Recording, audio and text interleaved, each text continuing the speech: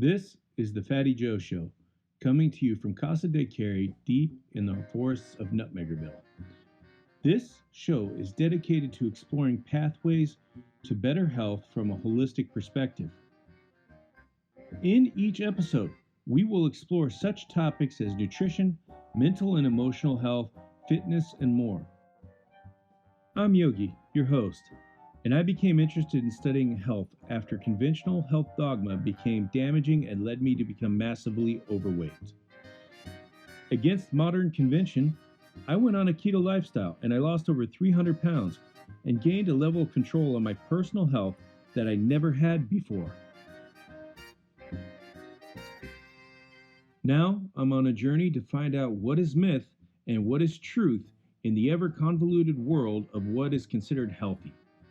Come join me on a journey of discovery as I look for a path to improve total health.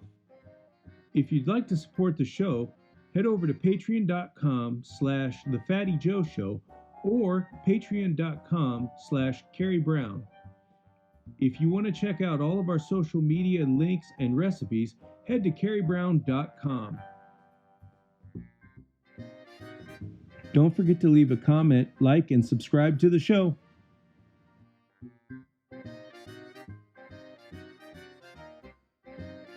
Hey everybody, welcome to the Fatty Joe Show. We are coming to you live from Casa de Carrie, deep in the Nutmegger Forest. And today my guest is Carrie Mordowski. And what I'm going to share with you right now is not his bio, but it's how I got introduced to Carrie. I was on one of the same Facebook pages as he was, and I was looking for different ways to work out on the truck because I was getting really bored with my typical little dumbbell set. And I had posted for some help, and Carrie responded and told me about these different exercises that you could do that he did with the weighted pack, and not only just the rucking, but also resistance training of doing squats and push-ups and things like that with the weighted pack on to make things more interesting. And it got me really fired up and for working out. And I think that was one of the triggers that I had for breaking one of the stalls that I had on the truck. So Carrie, if you don't know, he is known as the KetoRucker, and his catchphrase is, "You did this to you." So I want to bring him on. He's going to explain what rucking is. We're going to talk a little bit about nutrition, and we're going to talk about what got him into rucking and what turned him on to that. So, hey, Carrie, how you doing today? I'm having a fantastic morning so far. Nice. And so you got the entire day off too. So you're going to be out doing some working out and stuff today? Actually, it's going to be mostly running errands. Our half cow is ready for pickup from the processor. So me and my wife are going to drive down and pick up a half cow. And then we got to get her some new rucking shoes. So we're going to head to a place up in Ann Arbor for that. So it's going to be a day of driving for the most part. Yeah. Those long errand days, they can be kind of a nice break from the routine, but at the same time, they can be a little draining. I'll be all right. I did this to me. Yeah, there you go. So you talked about your wife's getting some new footwear. What kind of shoes do you usually get for rucking? That's the big question. That's the question that everybody asks. What shoes should I ruck with? And Cadre Garrett explained it to me best. It's shooter's choice. You got to find out what works for you. So me, I like to use a pair of boots that is no longer in production. It's the Rocky C4Ts. But for like everyday rucking and just casual stuff, Solomon's get my vote. Solomon's are good shoes. I've before I outgrew what Solomon's carries, I really enjoyed wearing their shoes. They don't generally manufacture the shoes my size anymore. Right on. So, but they're excellent boots and great. They can make a great trail running shoe too. So let's explain to people and give people an introduction on what rucking actually is, because it's something I've been participating in on my own now, so I know somewhat about it. but you could really break this down a lot more for people and why it's such a unique approach to fitness. Well, rucking basically is you put weight in a backpack, aka a ruck, and you go walking around with it. You can do it, in a nature setting and, go to the national parks or your local park. You can do it in an urban setting, ruck around your city, and it works in the suburbs. Anywhere you've got a place where you can walk, you can ruck. Now, go ahead. There's some kind of cool things that you do with rucking too, like the coupons and things like that, which I didn't know about until recently. And you pointed out I had picked up a coupon. Coupons are a vernacular term that we get from GoRuck. GoRuck is an organization that I kind of do a lot of endurance events with. It was founded by a Green Beret. They make a really nice rucksack. It has like a lifetime warranty and is very well built. They have these endurance challenges that they set up to show how tough their backpacks are. And so during the event, you have a cadre who's an instructor.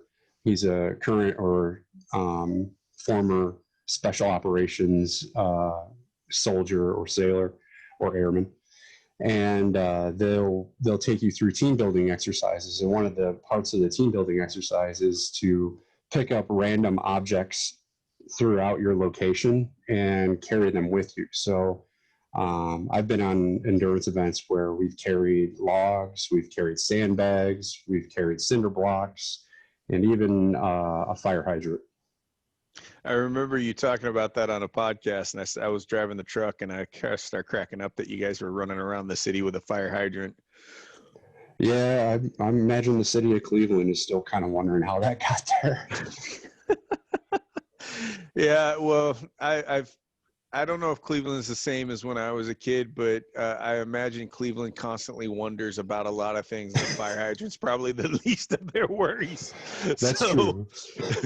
So I had family from Cleveland, and that's why I try to avoid Cleveland. Right on. But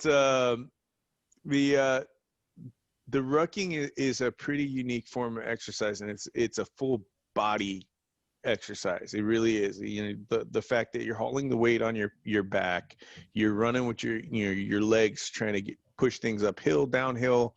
It's not just your body weight, and that's if you look at when you're coming down on your knees and your feet, and how much pressure comes from just your body weight. When you add that extra weight on the ruck, it can really impact that quite a bit. And one of the things that higher impact exercise can do is help build that bone health when you get the right nutrition in. So I imagine you're pretty much Weapon X by this point. The last time I got a DEXA scan, I think it was at 3.2 something, and the scale only goes to 4. So wow. I've got some pretty dense bones. There you go.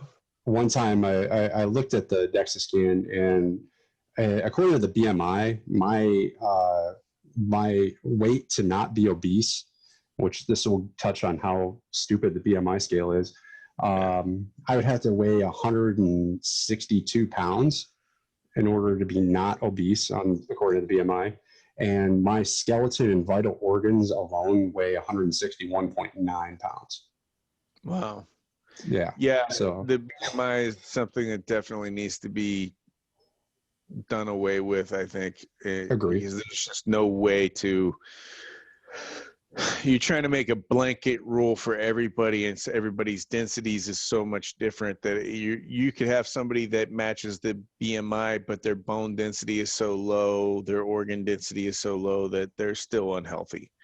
So, well, and then you said something just a minute ago that I want to touch back on. You said high impact. I really don't consider rucking to be generally high impact. I actually consider it to be more of a low impact exercise that you can turn into a high impact exercise. It all depends on your intensity.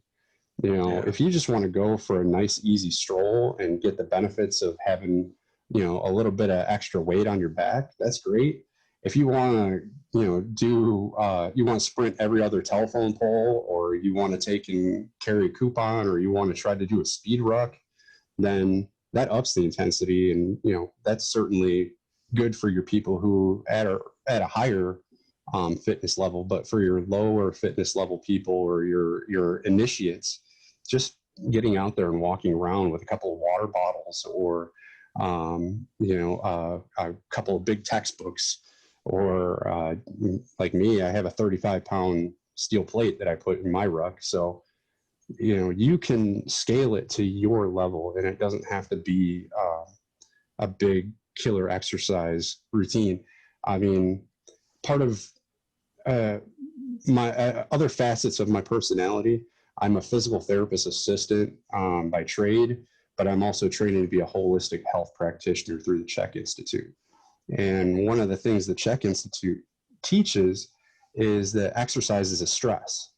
So if you've got somebody who's bombarded with electromagnetic stress, and then they've got the emotional stress, and then they've got physical stress from eating, or from working at a desk, all of these things stack up on each other.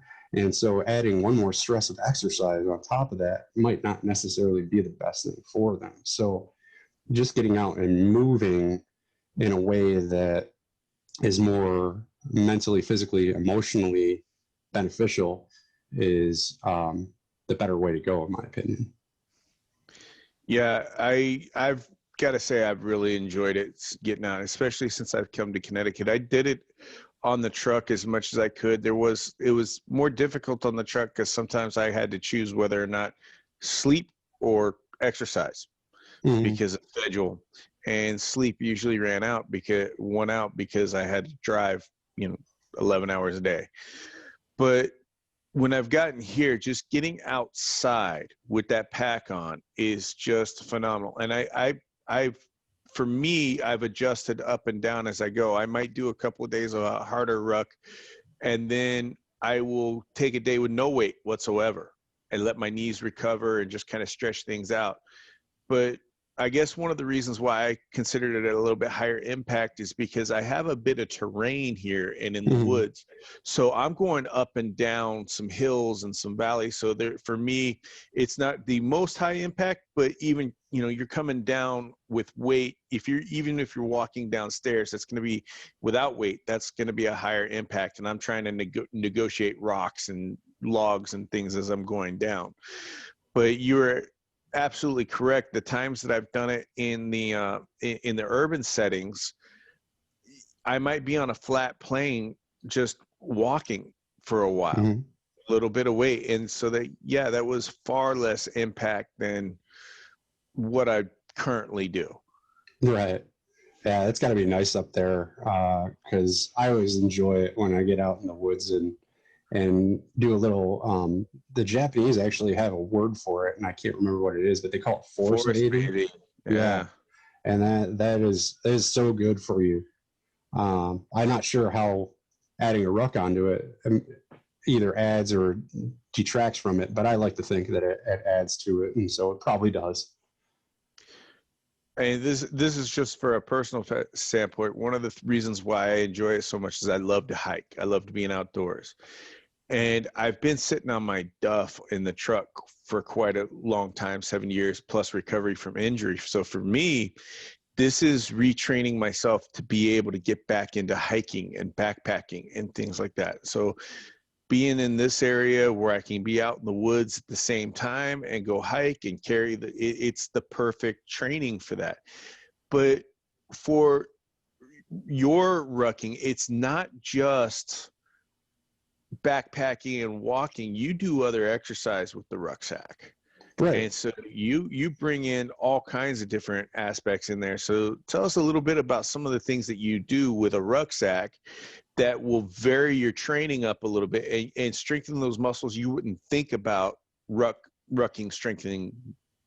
Well, I mean, you got to think back to the primal movement patterns of human beings. We weren't meant to sit as much as we do. We were meant to, spend a couple hours a day, tracking down animals and then, slaughtering them, carrying them back to our home, and then spending the rest of the day kind of just resting and teaching our kids and protecting our encampments. So it's more important for me to vary the movements than to try to do those longer rucks sometimes, because you need to move, use it or lose it kind of thing. And so incorporating squats is a great way to add in a primal movement pattern. You can do bear crawls with a ruck on. I recommend getting like a hip belt or something so you don't have it hitting you in the back of the head the entire time. You can do ruck drags. You can do kettlebell swings, one-arm kettlebell swings. If you're really looking to vary it up, you can do like one-legged bent over like ruck pickups. There are just so many different beneficial movements that you can do. Just carrying the ruck on your back is a beneficial movement, because you got to think about it. I get this all the time is people go, I can't ruck, I have a bad back. Maybe not. Why do you have a bad back? Typically people are going to have problems with their back at the L3 lumbar vertebrae level. And that also is the lumbar vertebrae that is stabilized by your lower abdominals.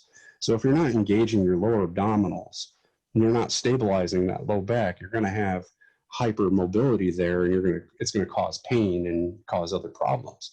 I get a lot of people, like one of my ruck club members, she took and started rucking, and she hasn't had to go back to the chiropractor because she's engaging her abdominals much better, and her back's not hurting as much now. So it gets things firing that aren't used to firing in your day-to-day life.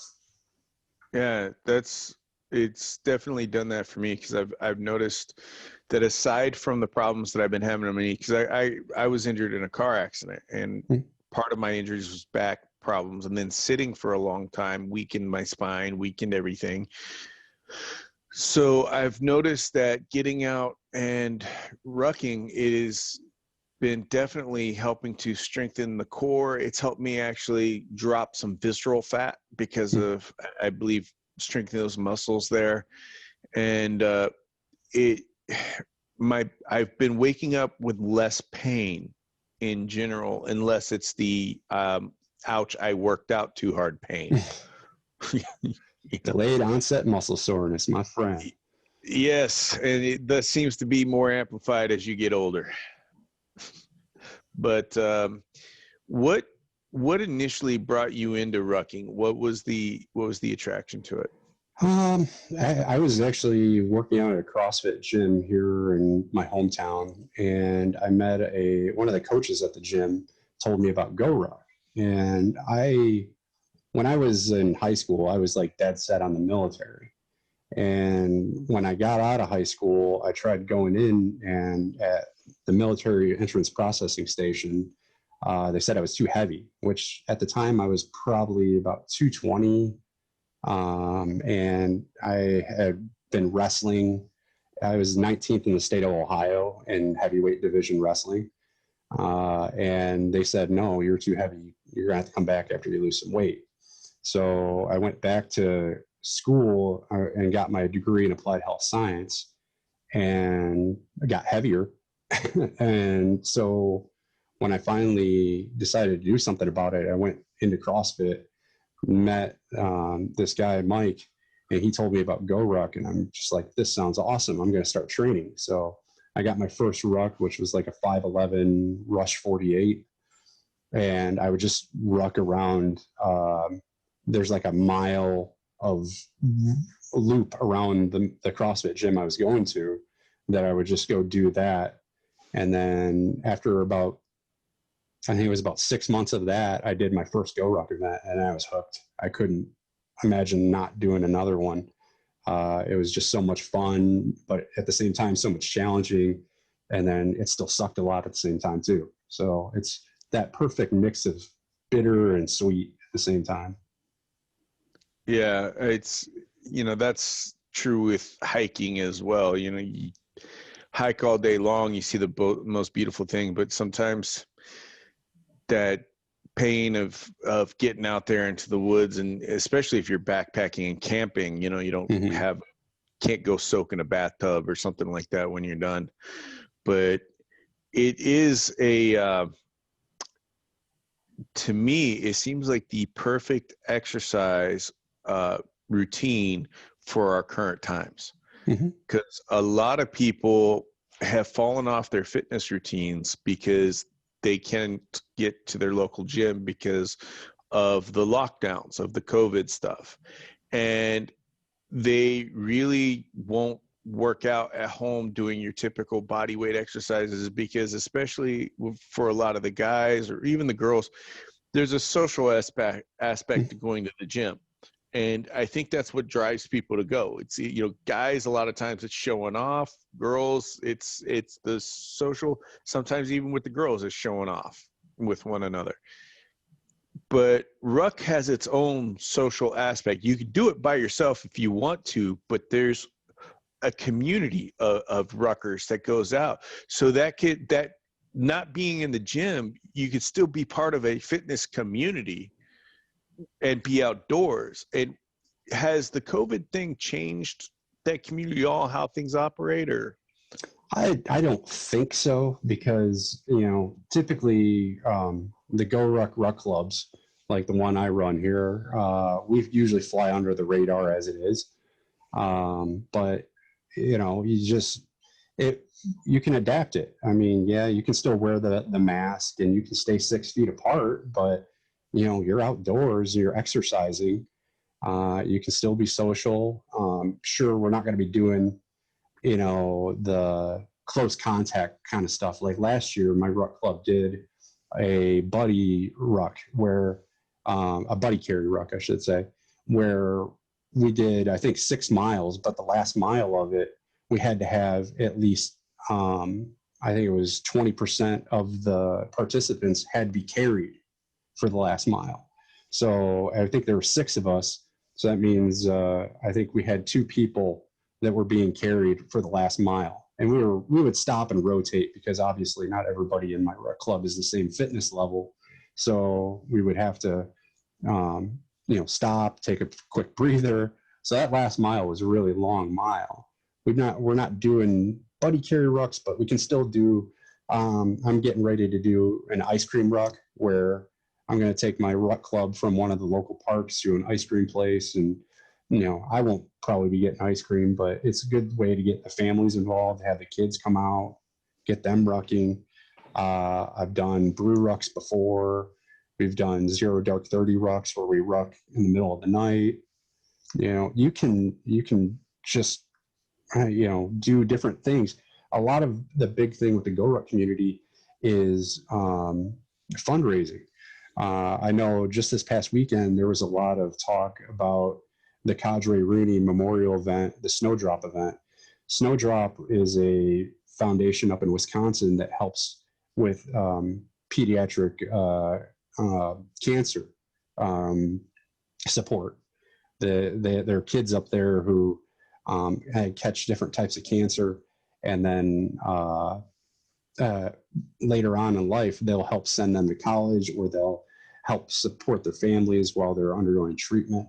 And so a big thing we just did was the Snowdrop Light, where we did it virtually, where people in their different locations did their own version of a ruck light, and just kind of got out there and worked as a community to suffer in memory of a good friend of mine. That's awesome, man. And tell us a little bit more about the events that the Go Ruck does, or your rucking organization, different rucking organizations do. The main one right now is Go Ruck. They have a heavy, tough, light, and then they have the star courses. And then in addition to that, they also do like firearms training and survival training. A heavy is about 24 plus hours long. I think I've done about 3 of those or 4 of those to date now. The tough is 10 to 12 hours long. And I don't know how many of those I've done at this point, a lot. And then the lights are usually about 5 to 6 hours long. And then with the star courses, you've got a lot more options there. They've got a 50-mile star course, because the star course is based on something Teddy Roosevelt and then John Kennedy did, where they rucked 50 miles around DC. But if 50 miles isn't your thing, they also have a marathon 26.2. They have 15K, 10K, and 5K. So there's a flavor for everyone there, despite what your fitness level might be. Yeah, I've been looking at some of the events, and they look pretty cool. I haven't had the time to actually go participate in one or look around to see if there was a rucking community here in Connecticut yet, but I've seen that you can earn patches. So it's almost like a video game where you're earning your little badges, you know, as you do your thing. So there's definitely some cool interaction there. You have the community aspect, which that's also something in COVID now that plays a huge role in our health, is human connection. And I think that's one of the things that's driving a lot of people nuts right now is they were able to go for so long because they thought there was an ending in sight. Now there's not an ending, and people are really feeling that need for human connection, that to get out, to talk, to, you know, for some people, physical contact.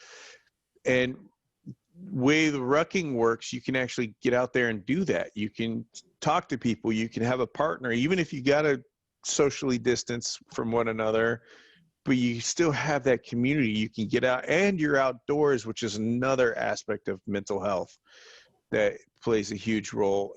And so it's pretty cool. So I have to imagine that rucking, not only does it add stress to your body, but it also has to remove a lot of the mental stress that people are currently experiencing. Oh yeah, absolutely. I mean, there are good types of stress and there are bad types of stress, and you know, exercise is technically a good kind of stress, but it's just those people who are overburdened with other things that it might not necessarily be good for. But all in all, rucking is probably a great de-stressor because of, like you said, the outdoor component, the social aspects, and you know, just the general. You get fresh air. You're moving. You're seeing people that you don't see on a regular basis, but you want to see on a regular basis, kind of thing.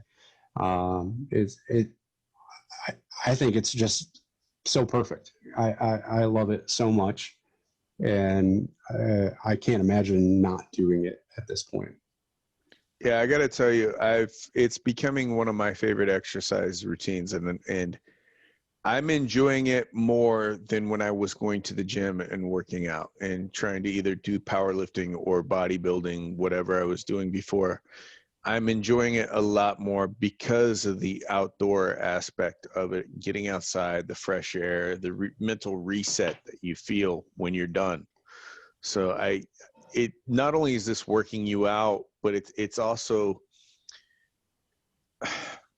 helping with another level of your physiology through the stress and everything. And it definitely been true for me.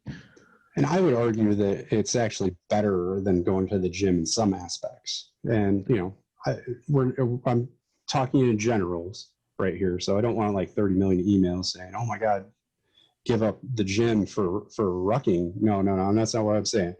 Is if you're using exercise machines, you know, weightlifting machines like the Nautilus or something like that, those really restrict your core stabilization. And so you're essentially targeting muscles, but you're not integrating them into your nervous system, and your body doesn't know how to work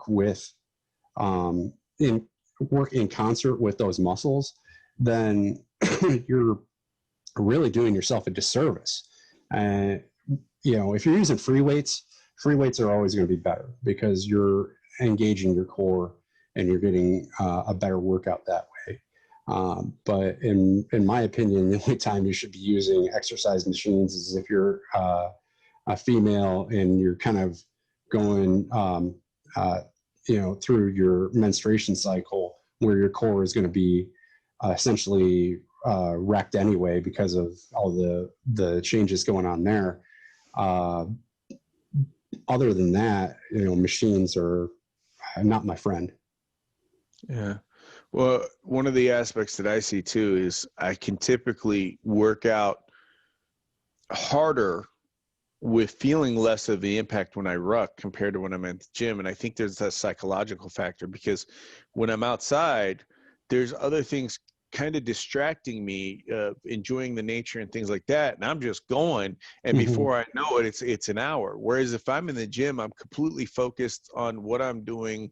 There's not a whole lot of things. It's that, I guess, that entertainment factor in the brain, where if your brain is being activated in different ways, you can go past and maybe not feel the pain, that physical exertion that you're doing, because you're mentally distracted, not in a bad way.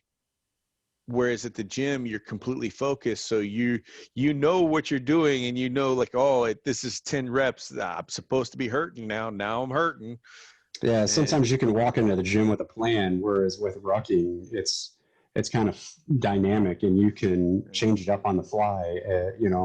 If you're bored of going for distance, then you can stop and pull that ruck off and start doing some gym exercises. If you don't want to do the gym exercises, you can go for distance. I can tell you there have been many a time where I'll get into the zone when I'm rucking around my neighborhood, and I'll be like, all right, one more mile, just one more mile. And then, I get done with that mile, that wasn't so bad. Let's go another mile. And, I intended to do 4 miles, and I end up doing 6 miles or something. Yeah, for me, it's just like I'm going, and I'm like, oh, I plan to do this loop around here, because I don't count the miles until I'm done. And the way I count the miles is I know how long the loop trails are. So I know how many times I went through, so I can estimate the miles from there. My phone doesn't really work out here that well, so I can't really track the miles that way. But I've noticed that I'll just be having fun cruising through, and I'm like, before I know it, I'm like, man, I went through that loop about 4 times now. So now I'm up to like 9 miles. This is pretty awesome, and don't even feel it. Right. So I think that psychological aspect is a great way to, you can achieve things surprisingly that you didn't realize you could achieve before. You may have placed limits on yourself. With rucking, like in an urban setting, you discover a lot of stuff you didn't know about. Like, where you're at, you might learn about new trails, or you might find a more scenic place. But for me, one of the things I started doing was I played the Ingress game, which is like Pokemon Go, except it came before Pokemon Go. And that allowed me to discover, a lot of landmarks that I never knew were really there, a lot of street art that was never really there. And so now I have a better sense of my community, or if I go into a new city, I pull up a Ingress app and, try to hit a couple of different points there and just see what I can find. Yeah, that's definitely a great point. I know they have an app too where it'll take you around to all the historical places and tell you the history of it. And there's been people doing it with kind of like the new version of Google glasses, where it gives you the augmented reality. So as they're going through, it's giving them the little histories of the different places, like you're doing a museum tour virtually. Can I just say, like, augmented reality is the thing I've been waiting for, playing first-person shooter games all my life, because I ever since I played Halo ODST, I was like, man, if I could just have glasses that showed me where to go when I'm trying to drive to my patients' houses, that would be awesome. Yeah. And it's kind of been a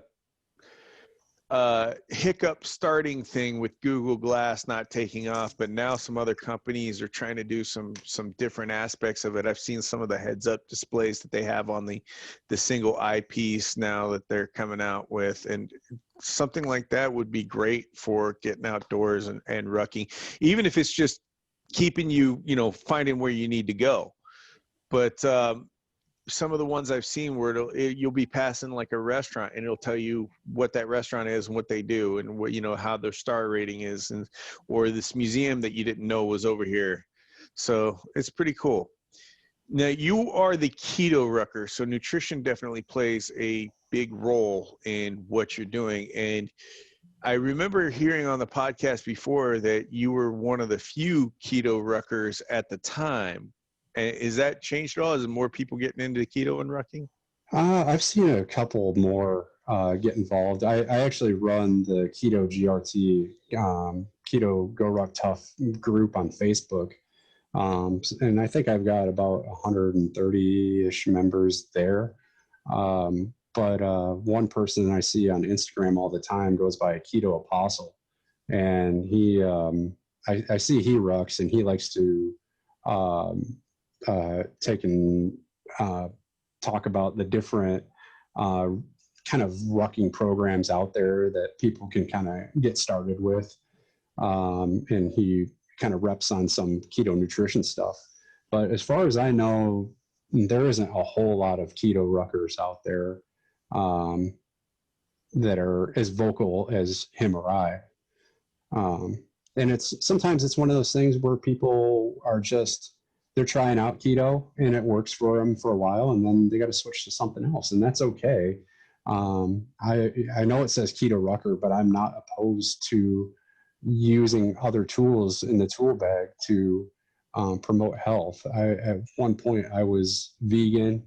I was doing the SAD diet for her most of my life. So, whatever you can find to get you healthy, I'm all for. It doesn't have to be just keto. Yeah, it's that's something that we try to promote on the show quite a bit is, even though keto worked for me, there's that thing of biodiversity, and people are going to respond differently to different things. Carnivore may work great for some people. Some people don't respond well to meat. There's a tick out there that if you get bit by, you can get a virus that'll cause you to be allergic to meat. Can't do it.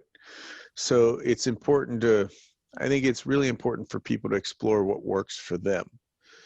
And for me, keto's been the thing, and that's what I stick with. Were you keto before you started rucking, or did you become keto after you started rucking? I don't think I started keto until I think my third year of rucking. It was one of those things where the first year I did like 2 events. Maybe it was the fourth year. I'm not sure now. But the first year I did 2 events. The second year, I think I did about 4 or 5 events. And then it just kept growing exponentially. And I wasn't changing size. I was doing more activity. And I was still like 330 pounds. And you got to wonder, is activity the key? Am I not doing enough? Because I'm going for 10, 12 hours, every other weekend for most of the summer. And I'm not losing any weight. So something had to change. And so I kind of started playing around. I read Tim Ferriss's 5-Hour Body or 4-Hour Body, and he talked about keto in there. So I was like, okay, I'll give it a try. And his thing was cyclical keto, where you have that one cheat day. I'm like, well, why am I doing a cheat day? Couldn't I just get faster results if I just stay keto all the time? And, I took and started to refine how I did my keto.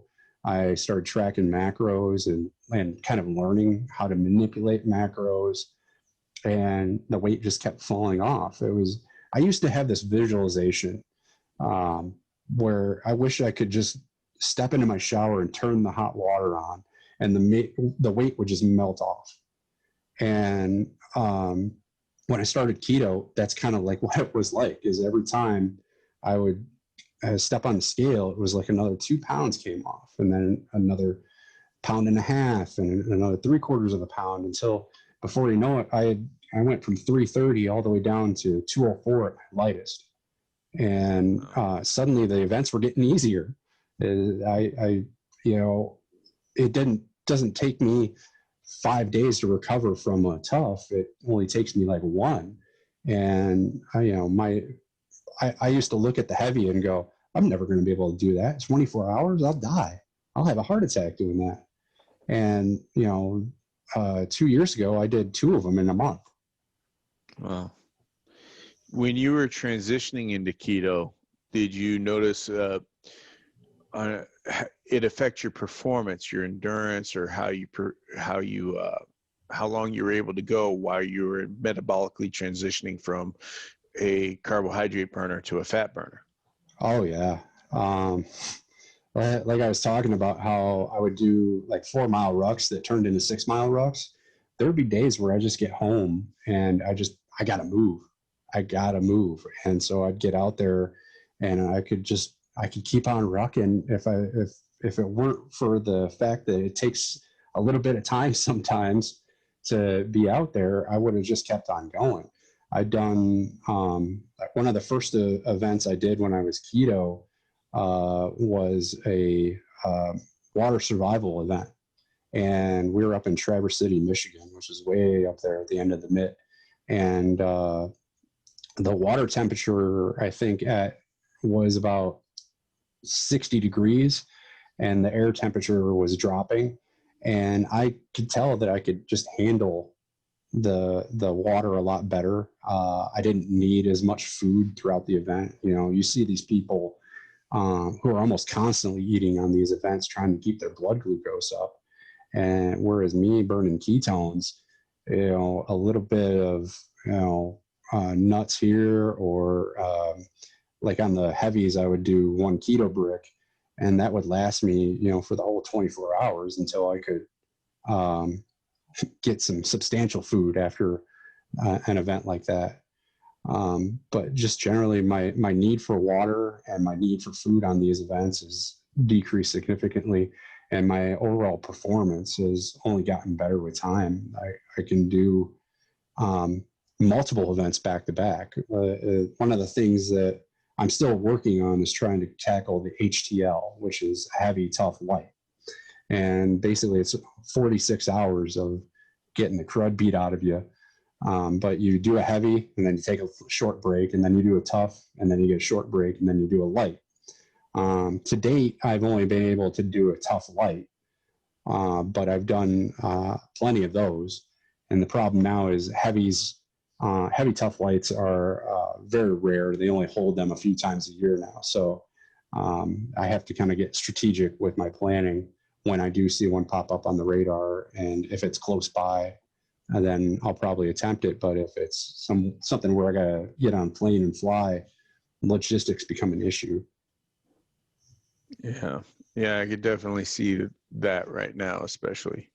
I mean, just for backpacking, when I was trying to get my backpack put on sometimes on the planes with the gear that I was hauling, they're looking inside and they're seeing my hatchet, they're like, yeah, why are you bringing this on the plane? I'm like, it's going to be in the belly. I can't get to it. Yeah. So, but the size of, especially for me, I'm a bigger guy. So like my sleeping bag's bigger, like I'll pack the same amount of gear as somebody else, but the volume is much larger because of the fact that everything is bigger than most other people, what they carry, especially like my sleeping bag and my clothes. But let's talk a little bit, because there's a lot of what I've seen, a lot of correlation between backpacking and rucking. And one of the things that people do, especially for like these longer rucks, like your toughs, your heavies, people are packing their meals to go with them. And for keto,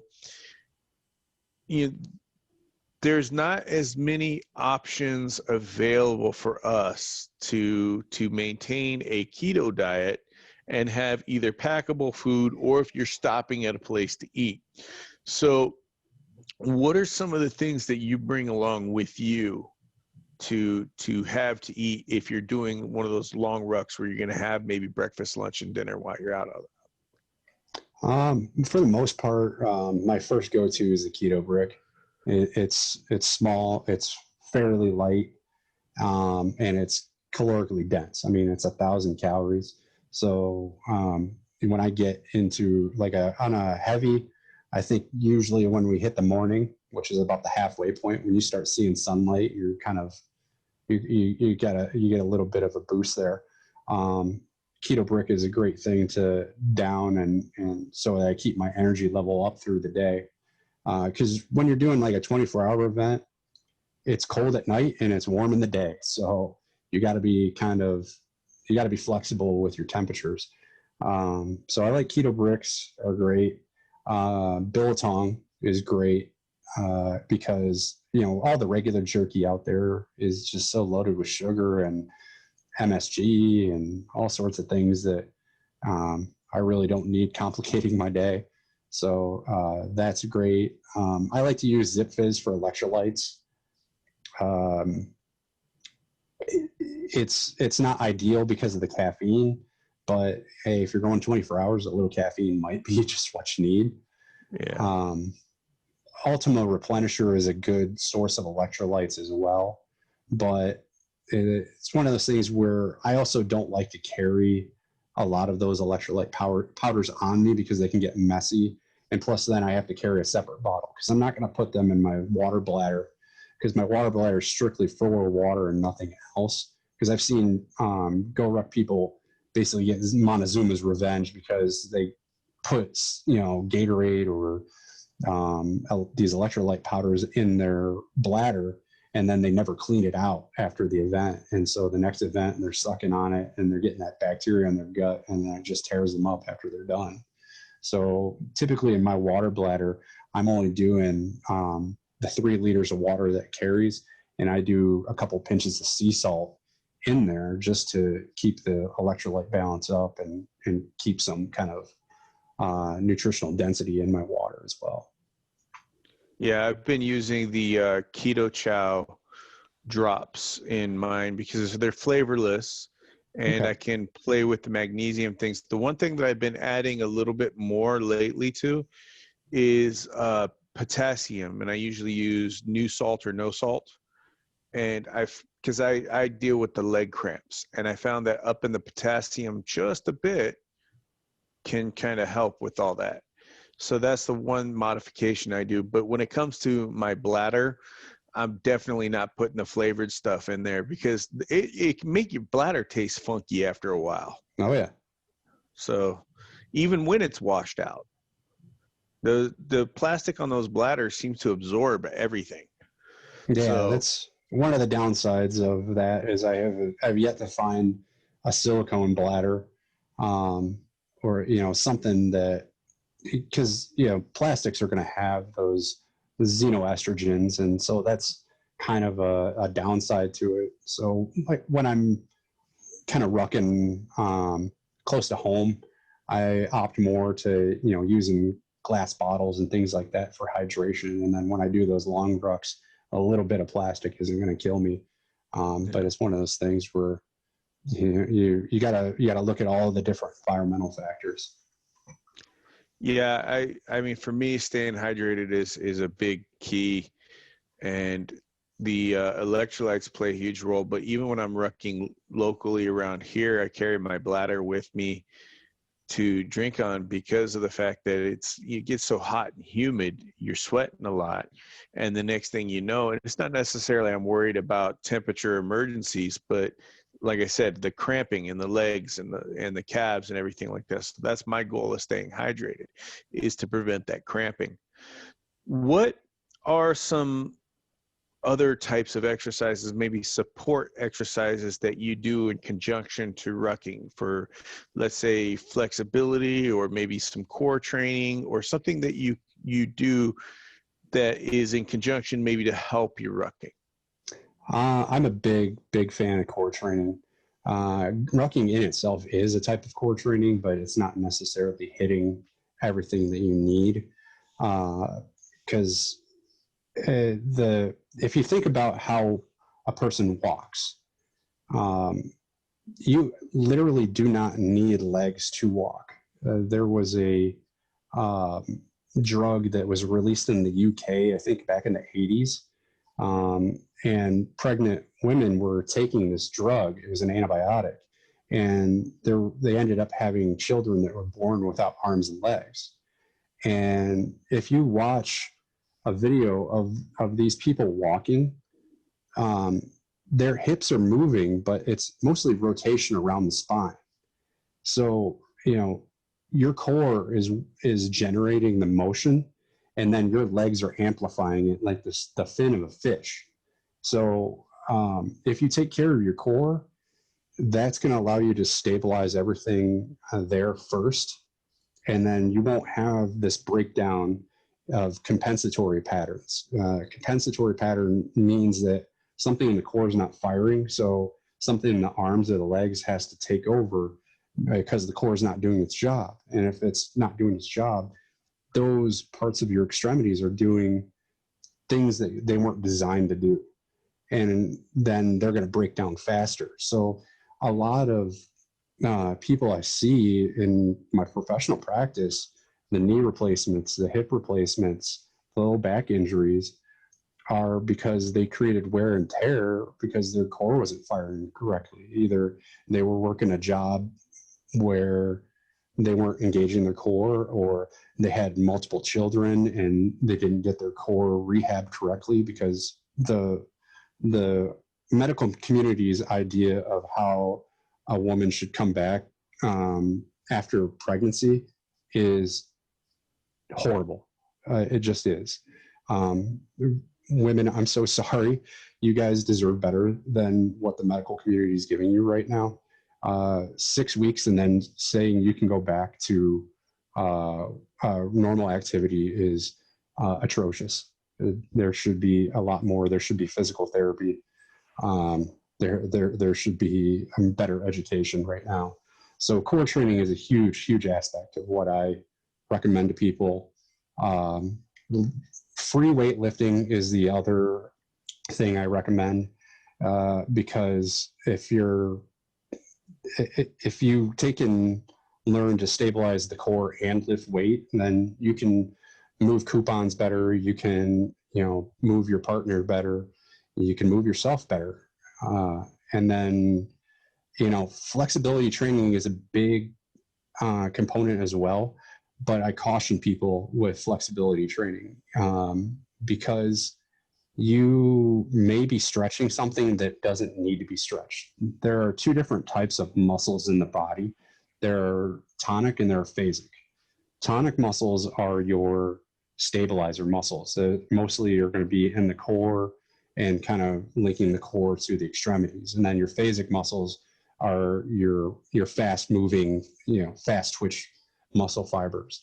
And those are going to get bigger with training. So if you're stretching a tonic muscle that isn't overly tight, then you're making one of your stabilizers more loose, and that potentially could open you up for injury. I hear stories through my check training of yogis who, they can bend themselves into knots, but they've got all sorts of pain. And that's because they're stretching stuff that shouldn't be stretched. Yeah, I don't think that's something that anybody ever talks about that much. The muscles that are, and ligaments that are not supposed to be stretched out that far, that get stretched out and then make you more prone to aggravation, injury. That's, I don't think I've ever heard anybody bring that up. So that's pretty cool. So we're coming up on an hour here, and I'd like to close out the interview with basically 5 standard questions. And these questions are really meant to give people more resources and possibly see either new perspectives or where people think the same way on certain topics, and provide a consensus. So my first question is always, who are your top 5 health heroes? Paul Chek is the first one. He's trained a lot of Olympic athletes, and he's a guy who lives what he teaches. So he's number 1. Number 2 is Thomas Myers. He's actually a body worker therapist who I learned a lot of myofascial manipulation through his, well, not manipulation, but mobilization through his book, Anatomy Trains. So if you want a great book on how to loosen up the body, definitely pick that up. What was that again? It was called Anatomy Trains by Thomas Myers. Okay. And then Sergei Grakovetsky would be another hero of mine. He is a scientist who wrote the book, The Spinal Engine. And this book is not very light reading. It's very technical, so I don't recommend it for most people. But he basically was the pioneer behind saying that most of the rotation comes from the spine, and the arms, the legs really just amplify things. That's 3. I'm trying to think, who else do I have on that list? I actually thought about this and now I've already forgotten it. Robert Sykes I'm a huge fan of his. He is a great businessman. He's a great human being. And he's a fantastic athlete. And then probably my 5th one would be Cadre DS. Cadre DS stands for Dan Skidmore. He is one of the Go Ruck cadre, and he's just a very inspirational guy. He takes in, I love the events that he does, and he's a fantastic human being. He used to be a combat air controller, which is a really cool job. He was the guy that would go around with special operations and call in for medical evacs from helicopters, but he'd also kind of coordinate drones that were circling overhead along with support gunships and fighter jets and things like that. So he had a really neat job, and he's a really good person. Yeah, man, I've seen a lot of the guys coming out in the fitness community that used to be military, and they bring a different mindset to them. They can be because of the training but I think it's also, there's something innate in there that is very inspirational and you can learn a lot from. So my next question is in nutritional based. The next 2 are, what are 3 foods you think everybody should include in their diet? 3 foods everyone should include in their diet. I'm a big fan of pork belly. I think it's the perfect ketogenic food. I typically smoke mine, which is not necessarily the best thing because you're adding a little bit of histamines to it. But really, if you're looking for a way of upping your fat intake without adding carbs like you would with dairy, pork belly is great. Trying to stick to the more cruciferous vegetables and leafy greens, I think, is a good thing to incorporate sporadically. You don't have to eat them every day, but taking in and getting those in there periodically is good. And then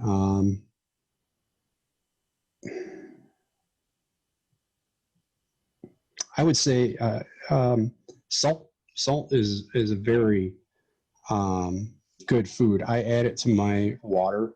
I don't go overboard. If you're adding salt to your water, you should not be able to taste it. It's, for a 16.9 ounce bottle of water, I put a pinch in. That's it. And so if I'm doing like my 3 liter rucking bladder on an event, I'll do a couple of pinches of salt.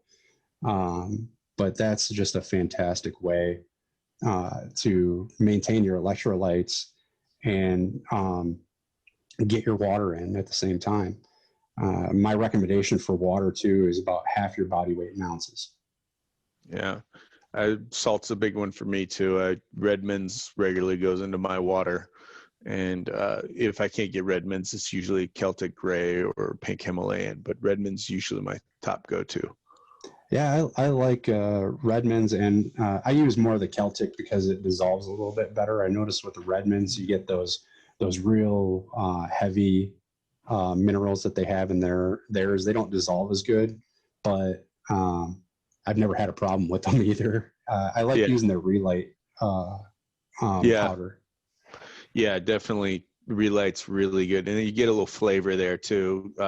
I do like to use the keto chow because of no flavor, but if you want a little flavor, the relight's a great way to go. And sometimes you just want something more than water. Bingo. So, what are 3 foods you think everybody should avoid? Just 3. Any kind of processed grain.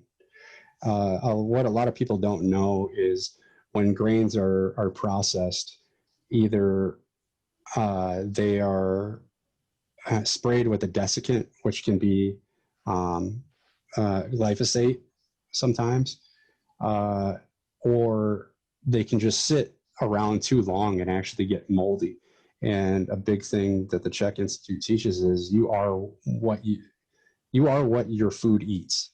So if you're eating moldy grains, you're going to take that mold into your body, and that's going to create mycotoxins in your own self. But if the grains are too moldy, they're going to feed them to the cattle, and the cattle are going to eat that, and then you're going to eat the cattle. Cattle can take 7 pounds of food and compact it into 1 pound of meat. So you're just getting concentrated toxins then if you're eating that. So factory farmed meats are not really a food that I think people should be eating. I try to get mine from a local farmer. If I can get organic, I will get organic, but that can be a little bit prohibitive from the cost. Actually, there was a study done, I think, back in the 1800s, where they looked at produce that was coming out, and at that time, the heads of lettuce weren't as nutritionally dense as they were 50 years ago. So imagine now how bad it has gotten. Is our food is just absolutely depleted. So trying to just stay away from any kind of factory farmed or processed meat or vegetables is ideal. Try to get organic when you can, because you're going to get more nutritional density there. And if you have more nutritional density, there's less likelihood of overeating because you're getting more of the nutrition your body wants. And then the third thing, I want to always default to plant vegetable oils. Obviously, canola oil, palm seed oil are absolutely atrocious for your health. But I even caution people on cooking with olive oil. I only like to use olive oil if I'm eating like a salad, because olive oil is even going to break down and give you some of those free radicals if you're working at high enough temperatures. Yeah. The next question I ask is if there is a nutritional myth that you can dispel, just get rid of overnight from the current zeitgeist or dogma of our culture, what would that be? Oh, that's an easy one. No pain, no gain. I was introduced to this. The first job I had out of physical therapy school was no pain, no gain, no brain. If you're getting pain, it's for a reason. So you need to evaluate what's not working or what's tight, what needs to be stretched. And I mean, that can be applied to more than just exercise. That can be applied to nutrition itself. If you're, not getting a regular movement through the digestive tract, then that can be a sort of pain. If you're not happy in your job or with your family life, that is an emotional or mental pain, and you need to evaluate that and change your life in some way that takes that away. I think that would be the best advice for anyways. No pain, no gain, no brain. Now, this one's probably going to be a real interesting question for you because you are in the medical industry. But what is something in if you could change something overnight in modern medicine to make things better for patient care, what would that be? Upstream thinking. Too much of our medicine is reactive, not proactive. I think if we did a better job of trying to prevent disease rather than just treat it, we would be a lot more effective, and we have a lot less spending. There's a real good book, and I can't remember the name of the author, but it's called Upstream. And he tells a story at the beginning of the book. It says, you and your friend are standing next to this stream, and suddenly you see this kid come floating down the stream screaming for help. So you and your friend jump in and save the kid. And then a little while longer, another kid comes floating down, and you guys jump in and you rescue the kid. And then it happens a third time, and your friend starts taking off, and you're like, where are you going? We got to rescue this kid. And he's like, I'm going to go find out who the a-hole is upstream that's throwing these kids in the stream. Yeah, that's that's going to the root cause is something that we don't do enough in this country in so many ways. I mean, there's so many problems we could be avoiding if we just looked at root causes. It breaks my heart every time I have to go in and rehab a diabetes patient that's had, their toes cut off, or have gotten a below the knee amputation, or has a wound from an ulcer from, sitting too much, or, my father, he passed away from complications from diabetes. He had a wound on each shin that just wouldn't heal. And then eventually he sat so much and his body weight decreased so much that he got a wound on his rear end that you could basically take a gloved hand and touch his pelvis without touching meat. So, diabetes is draining the system. And if we got a better way of educating people on how to avoid it and get ahead of it before it becomes a problem, we will have done two things. We'll have decreased spending, and we'll have saved a lot of suffering. Yeah, I definitely agree with that.